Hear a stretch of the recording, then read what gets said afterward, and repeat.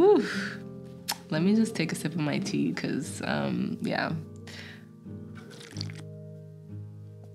I need to organize all these photos, and so I thought I would do so while I answer some of the questions that you guys have sent me. So you guys definitely delivered with the questions, and so without wasting any more time, let's get straight into it. Okay, he gave us his name. So, hi, I'm Ryan from Zambia. I was in a relationship and I broke up with my girl and can't seem to forget about her. Any advice? Ryan, man, do I have advice for you. Going through a breakup, it's so hard to forget about that person. And I think the only advice I would have to give you is like time. Time heals everything. And I know that's such a cliche and like so annoying to hear, but it's so true that like when you're in a relationship with someone, you have to understand that when you go through a breakup, you're going through a grieving process. There was someone that was in your life, right? Your partner that your ex-partner was in your life. They were a part of your day-to-day. And now that you've broken up, they're no longer a part of your life. Yes, they're still breathing and they're still physically alive, but in your worlds and in your realm, they're dead, they're gone, they're not in your life anymore. And so breakups are really a grieving process. And I think the only thing that really heals that is time. And so yes, do the basics, unfollow them on socials, don't keep track of them if you can, like just make as much distance as you can from that person so they're not heavily on the front of your mind, but also understand that like it's completely normal that you're going to be thinking about them, and just give yourself grace through that breakup period that like, okay, eventually there's going to be a time where I forget about you and I move on, but that just takes time. Yes, I have to put the effort to like keep that distance and keep that space, but man, does it just take time. And so don't be discouraged. Know that eventually you're going to stop thinking about them, and it's only a natural process to keep thinking about them. Like you don't have to be ashamed or feel pathetic about it. It's completely normal. So give yourself time. I really struggle with comparing myself to other people. Any advice? I would say don't compare the entirety of who you are to a fraction of who someone else is. Whenever you compare yourself to someone, you are comparing your full self, because you know who you are, you know your flaws, you know your strengths, you know your weaknesses. You're comparing all of that, the good and the bad, to probably the good of someone else, or probably a fraction of who someone else is. And I would say that comparison is not really real. You can't compare yourself to anyone else. You know yourself fully. You don't know that other person fully. And so while you're comparing yourself, you are just going to make yourself feel worse and worse and worse, because you're not getting the full picture, and you will never get the full picture. Even when it's your friend that you know dearly, or a family member that you know dearly, or someone that is super close to you, you cannot ever get the full picture. And so it's not your job to compare yourself, because you will never get to the truth of it. You are called to live your life and not compare yourself to a fraction of someone else's life. It just doesn't make sense. And so just don't do it. Trust me, it's not worth it. How can I overcome my fears to finally start following my dreams and achieve my dream life? Ooh, this is a tricky one. I would honestly say it's kind of like what I mentioned before. The best way to start something is by actually taking a small step towards it. And so, like you mentioned, you have a dream life, you have this vision of what you would like your life to look like. And I would assume that obviously your life doesn't look like that right now. And so if you're the type of person that needs to organize, maybe write a sort of vision board or get your ideas in order to kind of visualize what you want your life to look like, and then start to write down the small steps that you can take to kind of propel you into that direction. And so maybe you have a full-time job right now, but you're working towards more of an entrepreneurship lifestyle, or maybe starting your own business. A great way to start that is by starting to draft ideas while you have your full-time job, while you have your day-to-day responsibilities. Start to use your free time, not necessarily as free time, but as an opportunity to pour into your dream life. And so during your free time, maybe it's drafting ideas that you've had, maybe it's applying for new jobs, maybe you don't like the field that you're in. And so use your free time not to just relax and sit around and be kind of lackadaisical about things, but use your free time to propel you you into the direction that you would like to be in. And I know sometimes that can be a little bit daunting because it's like, man, I'm working hard and I'm tired, but if you want your dream life as bad as it sounds that you do, that time that you are pouring into that and working towards that is not even going to feel like work. It's going to be so joyful and it's going to be so enjoyable that it's not even going to be that strenuous. And so don't be so afraid of like, you know, the time that it's going to take or the effort or the work or, you know, afraid that you don't have the energy to do it. Just start to do it and you'll see that, you know, when something is passionate to you or when you have a passion for something, man, it doesn't even feel like work. And so just give yourself the opportunity to experience that. The next question is how to beat a lust addiction. Whew. Let me just take a sip of my tea because, yeah.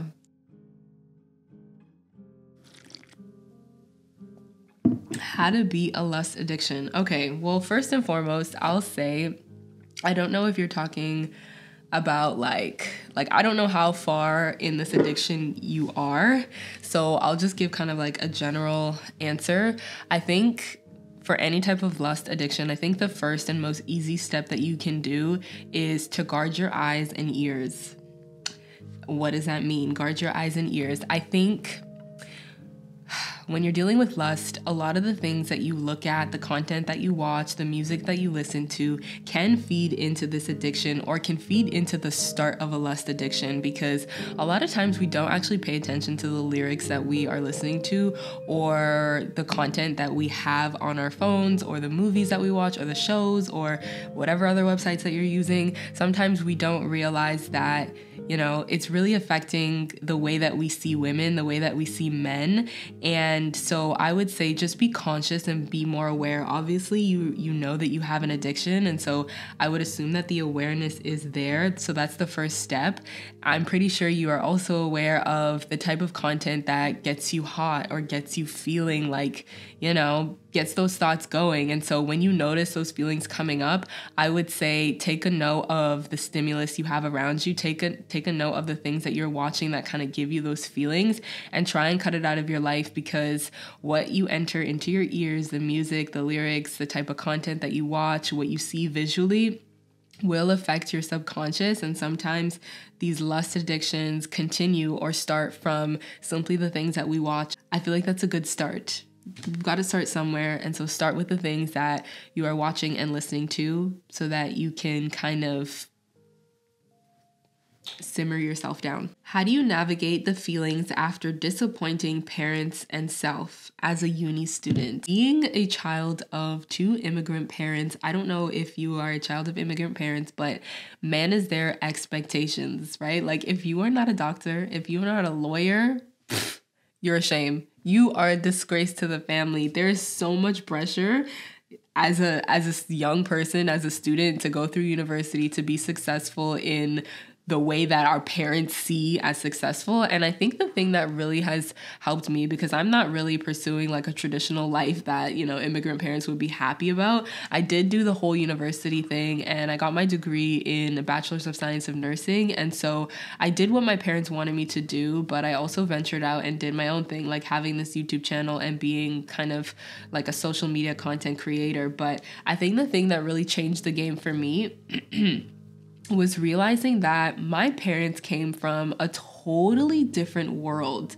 Like, your parents did not grow up in the same way that you grew up. My parents grew up in a third world country during war. Like, they grew up in a wartime. They didn't have the opportunities that we have today. They didn't have like a world of, you know, a world of freedom, a world of possibility. And so them coming to Canada was like the land of freedom, was like, whoa, anything is possible. We can have success. We can build a family. We can build a life. And so obviously they are going to kind of put that pressure on their kids. And it does come from a place of love, right? Like they want you to be successful. They want you to be able to support yourself. And so I think it's about kind of switching that mind frame and understanding where your parents are coming from. At the end of the day, they have these expectations for you to be a university student, to get your degree, to become a lawyer and a doctor, because these are their ideas of success, right? Like in their world, in their country, probably in their generation, the most successful people were probably the most successful and realistic way to be successful was probably becoming a lawyer or a doctor or some type of professional.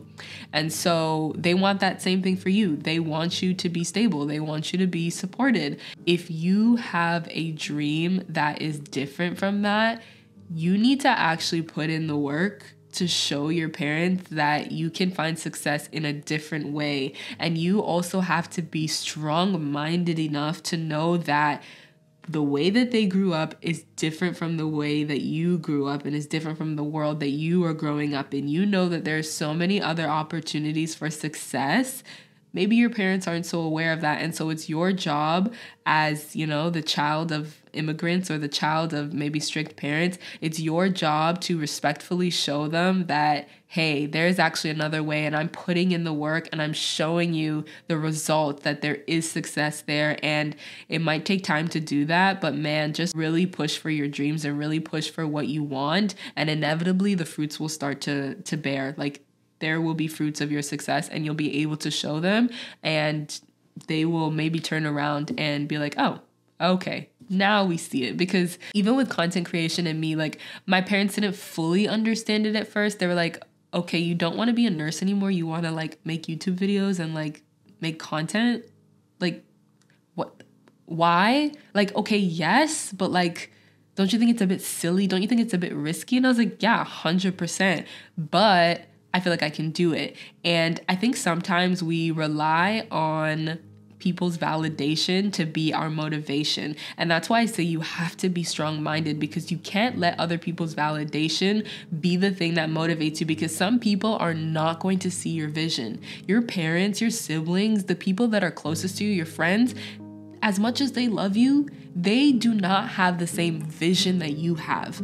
God has given you the vision that you have. God has given you the ideas that you have for a reason, for you to bring it into fruition, not for your parents to see it and validate you, not for your friends to see it and validate you and give you pep talks and keep you going. No, this is for you and for your life, and you are the one that has the vision or has the idea. You can see it coming into fruition. You can see it, you know, you can see your dream life. You have an idea of something that might be different. That was given to you for a reason, and you need to be strong and firm on what you truly believe. Like, do you really believe in your vision? No one is going to be able to fully support you through your dreams. Not everybody is going to see what you see. Not everybody is going to believe in you the way that you believe in you. If you have people that do, hey man, it's a lovely blessing, but sometimes we don't, and you have to be the one that pushes through that resistance, and that's going to make you so much stronger. And so just be respectful to your parents that are putting that pressure on you, and try and understand where they're coming from,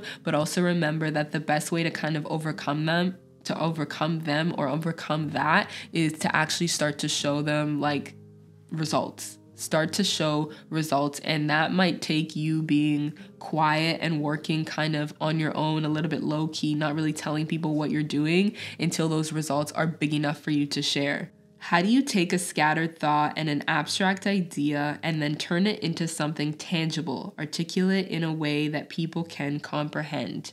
Wow. Okay. I honestly love this question so much, because I think at the essence of it, you're asking like the creative process. Like, this is in essence the creative process. Essentially what it is alchemizing. It's art. And I love talking about art and creativity, because it's like, it's so spiritual, and it's so, it's something that you have to feel. And honestly, that's like the answer that I would give you, is the way that I turn my scattered ideas and my thoughts into something tangible is by feeling. And I know that might sound weird to some people, but it's like, okay, I have this feeling in my head. I have this abstract idea of what it is or what the message is that I'm trying to get across. I haven't been able to structure it and form it in a way that other people can digest it.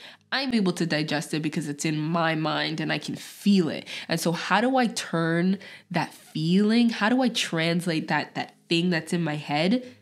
How can I make someone else feel that? And so through the words that I use, the medium that I use, what my focus is not exactly to translate what's in my head into words or translate it into whatever art form it is, but my idea is, how can I make someone feel what I'm thinking about or feel what I'm I'm feeling, right? I want to create that feeling. And so sometimes that can be translated in music, in melodies, and beats, or that can be translated in words. And I would say a great way to like help that process is to shut everything out. Like you have to be in an environment where you are not hindering yourself and your environment is not hindering you. And so for me, it's like I have to be in an environment that I create for myself where it's like, okay, Abby, you have the freedom to say, think, write, whatever it is. Doesn't matter how corny, doesn't matter how cringy it comes out. This is your freedom. Nobody has to see it. Nobody has to have an opinion. It's just freely for your expression. And I think having an environment that is open in that way allows you to really express yourself. And by default, when you have that freedom to express, by default, that feeling is going to come out a little bit more smoother. And I would just like to say, like on a side note, there's this one poem or like this blurb that I wrote down, and I just wrote it in my notes because I was feeling it. Like it was one of those things that I was like, oh, I need to express this because man, I just feel it on another level, right? And so I wrote it down and I filmed it for a Instagram reel. And when I'm telling you, I did not want to post it because I was like, this is so cringy. This is so deep on a different level. Like, oh man, people are really gonna like hear my heart. Like I do not want to post this. But the second I posted it, and I posted it because I made a commitment to myself to be like committed with my posting schedule. And so I was like, okay, whatever. I just have to post it because I have to be consistent. I posted it within a matter of minutes, hours, that video blew up. Now it's at like almost 2 million views and like I don't even know how many likes, but people are just like resonating with it on a different level. And I think it's because anxiety, depression, or ADHD. I am Abigail. And Abigail is sensitive. She sees and smells something new and all of a sudden she feels blue. She gets overwhelmed and stimulated quick, but it is a part of her wit. Yes, she struggles to find her way, but in due time, she'll be okay. I am not a list of issues, and it's doing this is allowed and welcomed to, be in that space and welcome to be expressed, because that is how you get a piece of something that is articulate, that is tangible, that people can understand, that people can relate to. It is a reflection of what you're feeling. And so create an environment that allows you to freely express what you are feeling. How do you know if you like or love someone? I mean, how do you differentiate the two? Well, I think they both kind of pour into each other. I think when you like someone, you eventually start to love them. But I would say the way that I understand love is agape. It's that unconditional, untethered, you can do anything and I'm still here for you. I still value you. Whereas when you like someone, it's a little bit more conditional. And so how you kind of differentiate is looking at the boundaries or the conditions that are tied to the person. If this person did the worst thing imaginable, would you still have space in your heart to care for them? Would you still have space to support them? In my eyes, that's what makes it love. Would you still be hopeful that they would change, or that they would heal, or that they would become a better person? Would you still have that hope? Would you still have that patience to walk through that with them? In my eyes, that's what makes love. Whereas it's like, I don't know if I would stick around. Not really my jazz. I don't know if I really care about you that much. I don't know if I'm really willing to sacrifice myself and my time that much. Don't really love ya. Love is like, it's way deeper. You would do more. It's more of a self-sacrifice type of thing. So when you're willing to sacrifice yourself for someone and your own, selfishness for someone, that's how you know it's love. How do I overcome the fear of missing out? I see my friends having fun while I'm trying to live for Christ. Girl, I think you read my mind. I'm trying to live for Christ, but I have the fear of missing out. Girl, I think you're talking to me. This is my life. This has been the story of my life since I was in high school. It sounds super cliche, but it is getting knee deep into your faith. You've got to know and believe in your heart that you are not actually missing out. I know it seems like it. Your friends seem like they're having fun. It seems like they are so careless and so carefree and nothing happens to them, and you might as well just be careless and carefree with your life as well. But I will tell you that everything has a result or a consequence, and so you better stay in your faith, because trust me, one day it's going to pay off. And as someone, I dealt with this a lot in high school, and as someone that gave into a lot of peer pressure, and just started doing the things that my friends were doing, especially when it came to like dating and intimacy and relationships and all these things. When I was in high school, it was like the cool thing to have a boyfriend, and I didn't want to do that, and I didn't want to have like a relationship because I wanted to save myself for God. And like at that time it sounded so cliche, but I will say that I gave into the pressure, and man, I'm still dealing with the scars today. Like there's some things that you can't just scrub off of you. And so I would say whatever it is that you're kind of like struggling with or that you're having FOMO with, mine was with like relationships and boys and stuff.